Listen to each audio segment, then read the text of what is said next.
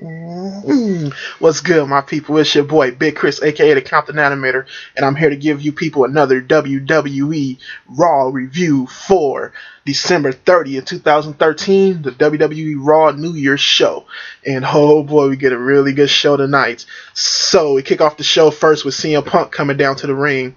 He comes down to the ring and he basically talks about how his year has had ups and downs, and you know how he's started off the year as the longest reigning champion in the last 25 years, had fights with The Rock and Undertaker and Brock Lesnar, how he's made some new friends and lost friends and stuff like that.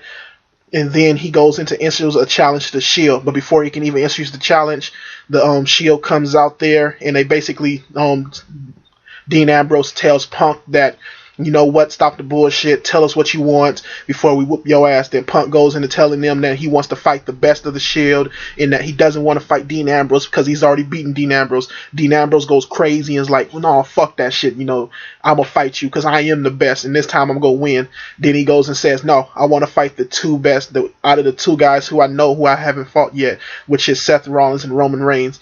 So Seth Rollins grabs the mic and he starts saying, you know what, I think I'm the best, I should fight. Seth Rollins starts to say that. Then Roman Reigns goes, nah, motherfucker, hold on, wait, you the best? So, like, you get this whole little segment where, CM Punk is basically telling them, okay, who's the best? That's the guy I want to fight. I'm the best in the world. That's who I want to fight. So you get Brad Maddox, who comes down to the ring and basically issues the match of Seth Rollins versus CM Punk. The opening segment of that was pretty okay. I liked everything with CM Punk. I liked everything with the Shield. I think Brad Maddox coming down there and actually setting up the match kind of made it a little bit off. I think I would have rather have it that Seth Rollins actually, full on said, you know what, I'm fighting him, that's what's going to happen. And then Brad Maddox comes out there and, issues the match. Brad Maddox is bad on the mic, so, that's what kind of fucked it up. If Brad Maddox was better on the mic, then it would have been way better. Next, we get the actual match with CM Punk versus Seth Rollins. A phenomenal match right here. Not phenomenal, just in the wrestling and stuff like that, but also great storytelling in this match.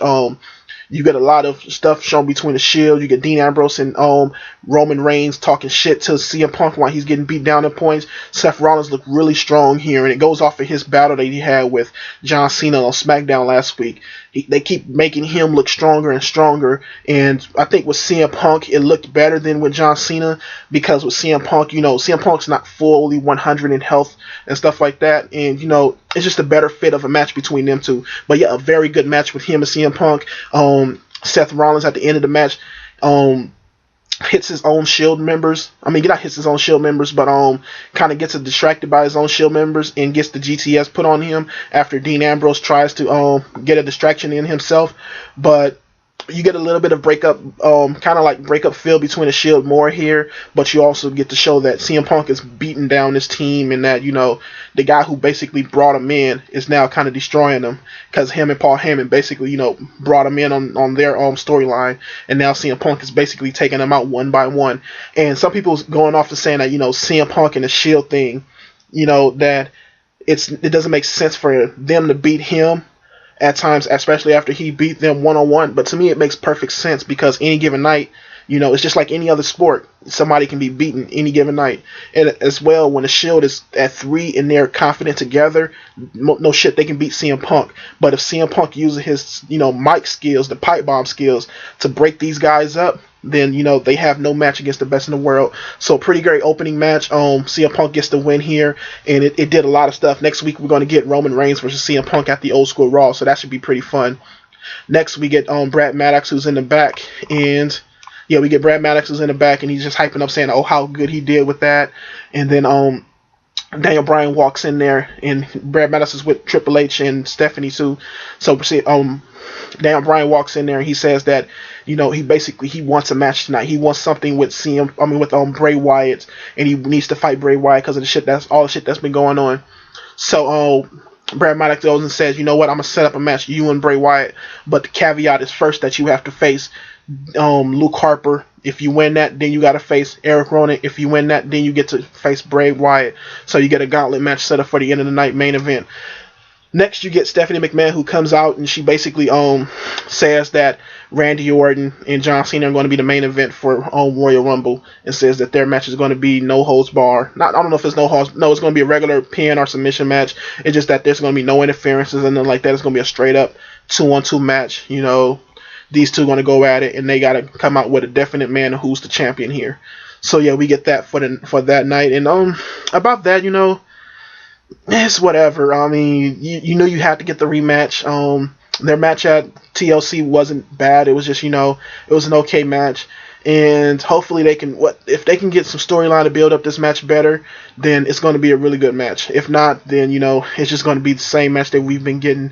So hopefully more story and more, you know, impact from that gets built up. And Randy Orton has been, you know, acting as more of a good face lately. And, you know, his reactions and everything that he's been doing has been very well lately. So we get that.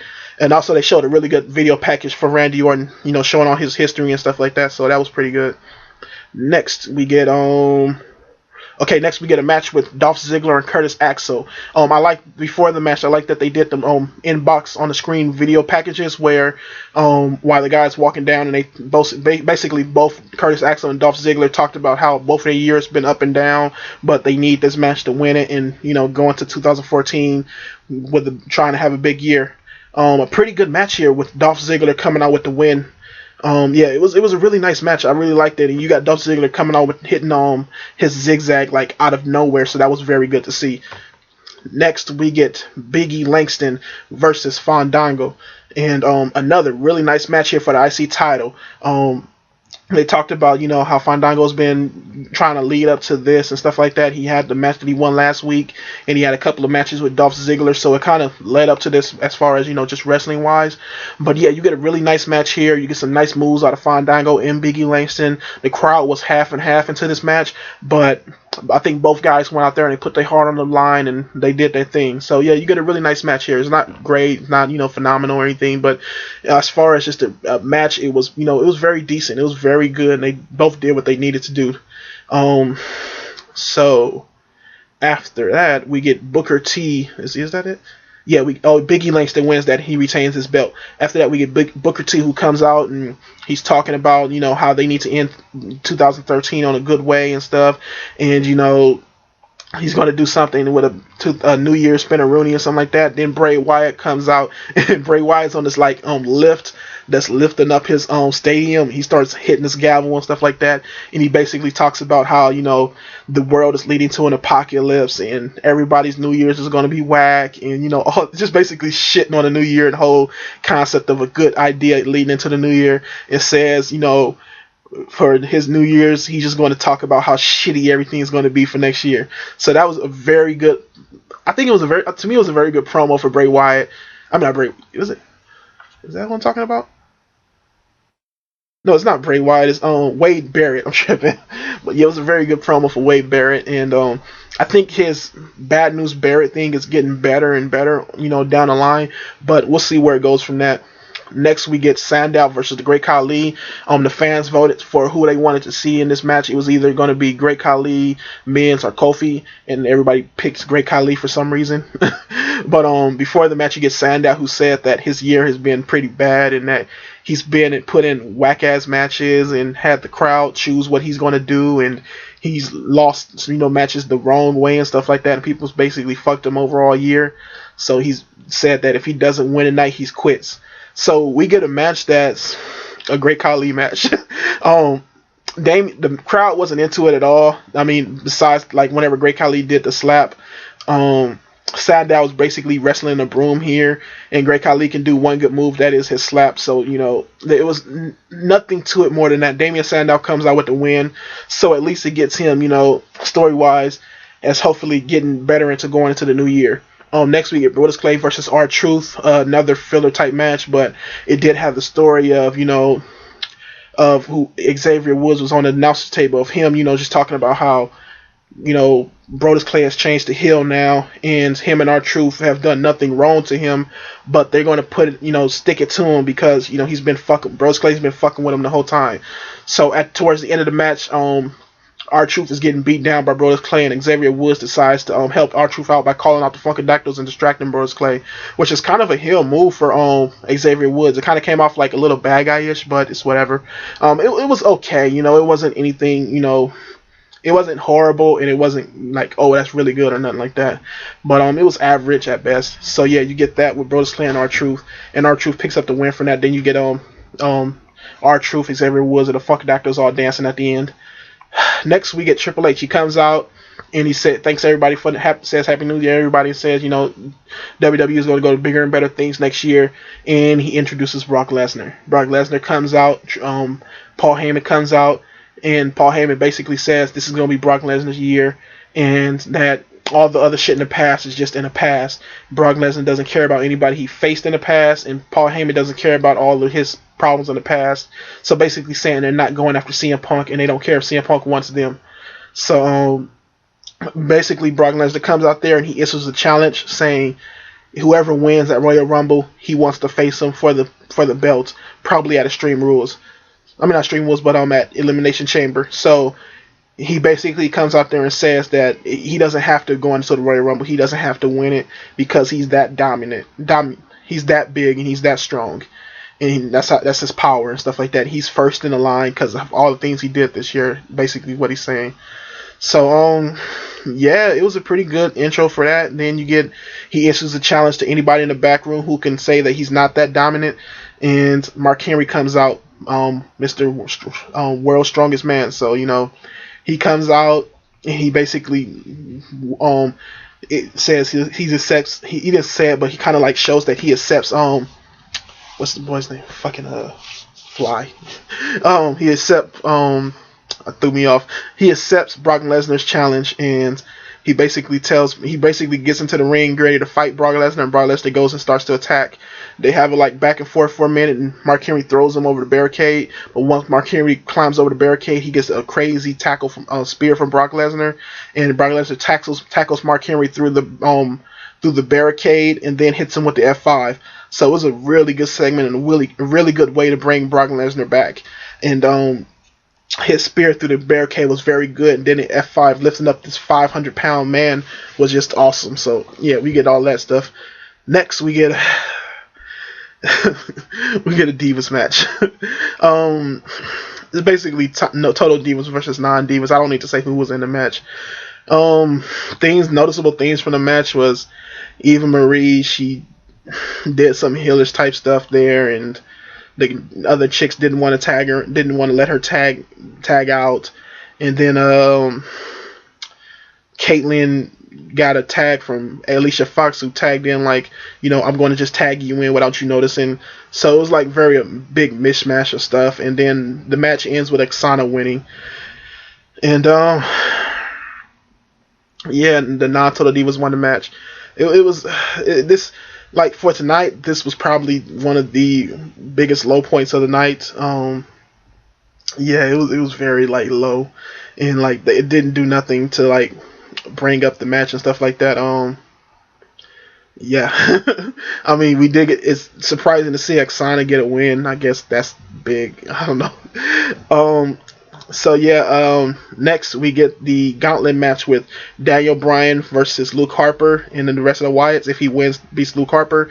A very good beginning with him and Luke Harper. Start off slow a little bit, but they got their moves in, and just very aggressive between both of them. Then Daniel Bryan ends up hitting him with the knee and pins him. While he's celebrating that, Eric Rowan just attacks him and throws him into the announcer's table and just starts beating him up for a minute before like Daniel Bryan's fighting back a little bit, but he can't get him and stuff like that. Then Eric Rowan's beating him up and stuff, and Daniel Bryan ends up going up for a roll up and actually gets a pin.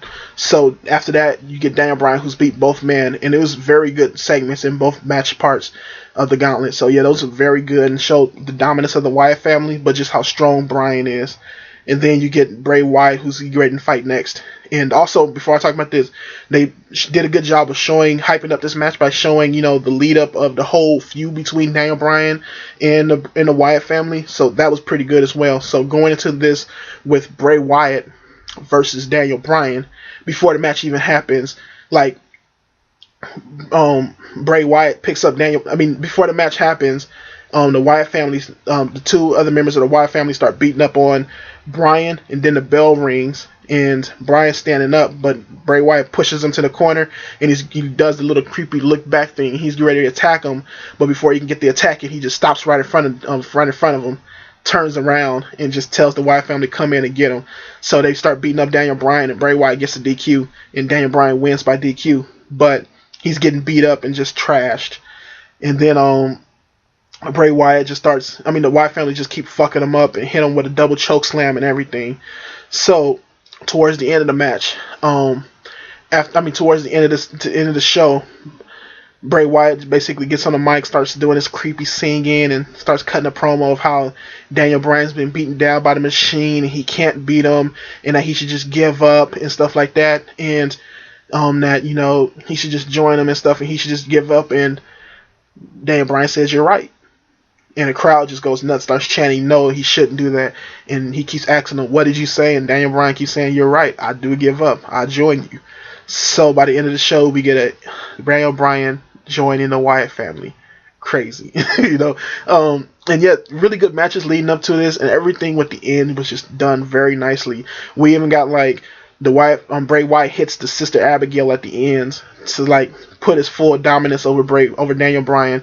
After before Daniel Bryan, Bray Wyatt did the little where he puts his arms out, he made Daniel Bryan do it as well. Then he made Daniel Bryan crawl up to give his embrace, and right when he gets up there to get to give him some love, he just does the Sister Abigail on him, puts him out of his misery. They pick him up, crawl him up to the what do you call it? The entrance, the platform of the entrance, and let him go and make him walk up to Daniel Bryan. And then Daniel Bryan turns back to the crowd because the crowd is chanting, "Don't do it, don't do it." And Daniel Bryan is you see in his eyes that he wants to fight it, but he can't. He's done. So it was he just walks to the back, and he goes in the back with Bray Wyatt and the Wyatt family. And it was a very good way to end the match and to end the show with Daniel Bryan giving in to the bad guys. Fucking fly! Got in here for somebody to open the door. But it was a very good way to have him give in to the bad guys. And to me, that's where great storytelling comes from. It's not just the good guy always winning over and stuff. What they did with Randy Orton versus Daniel Bryan, where Daniel Bryan just getting beat down and beat down and beat down. Where that messed up is that they didn't play it right. Where Daniel Bryan still shows his strength, but he also gets beat down at the same time. That the authority is just physically dominant. I mean, just totally dominating him because it's just numbers game and it's just too much against him. With this one, it shows it way better that Daniel Bryan probably can overcome the odds, but he's just tired of it now. We've had ever since SummerSlam him just not getting over, and the machine has broken him. So what I really want to come from this is Daniel Bryan to actually join the Wyatt family, go into Royal Rumble, and it looks like Daniel Bryan may let Bray Wyatt win the Rumble, but in all actuality, Daniel Bryan planned this to get over.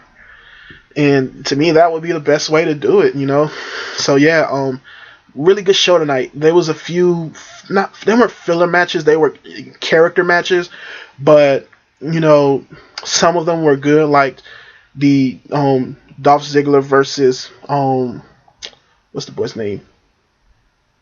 Curtis Axel, and a few of them were very bad, like the Divas.